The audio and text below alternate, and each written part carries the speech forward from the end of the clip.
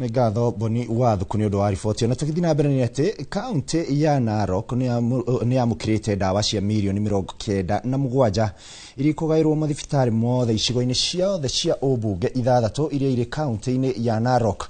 Akiamũkĩra ndawa ici thutha wa kurekereria ngari citware mathibitarĩ-inĩ, mũrũgamĩrĩri wa aruti a wĩra kauntĩ-inĩ ya Narok augĩte ndawa ici nĩ cia mĩeri 4 na gũtigĩrĩra kana gũtũgĩria gavana wa kauntĩ ĩno Patrick Ole Ntutu nĩ gũtigĩrĩra mathibitarĩ matiraga ndawa kauntĩ-inĩ ya Narok na gũkĩhoya mũingĩ ũthi na mbere gũkorwo na mwĩhoko na thibitarĩ cia thirikari kuona ndawa ciĩkuo. Arauga mweri ũyũ nimekwanjia kuoya mandagĩtarĩ makĩria ma 200 nĩguo maihũrie mathenya marĩa marĩ ho kuona namba ya arwaru nĩ yambatĩrĩte, ũndũ ũrĩa ũnyitĩtwo mbaru nĩ mũrũgamĩrĩri wa thibitarĩ ĩno Francis Keo. And they'll treat all ailments that we encounter as health workers. To be specific, our top 10 causes of illness in the county start with the upper airway infections, homa, pneumonia, diarrheal diseases, all those, malaria. So these ones cover all. We order the drugs based on the patients that we see, on the workload, on the patients, on the burden, the disease burden.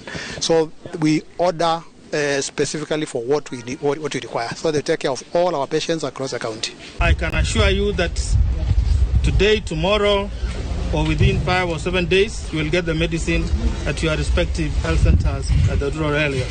But for the referral hospital here, we have already received the supplies for this hospital, Narok referral. We are recruiting over 200 health workers.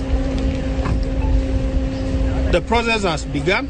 We are in the process of shortlisting, and by the end of the exercise, the new facilities will be able to get their medical practitioners who are going to assist in areas where we have deficits of medical officers and nurses and pharmacists. And this referral hospital is going to get additional health workers who will assist to help others to complement the already available healthcare workers here, so that it doesn't look like negligence, but actually it's understaffing, of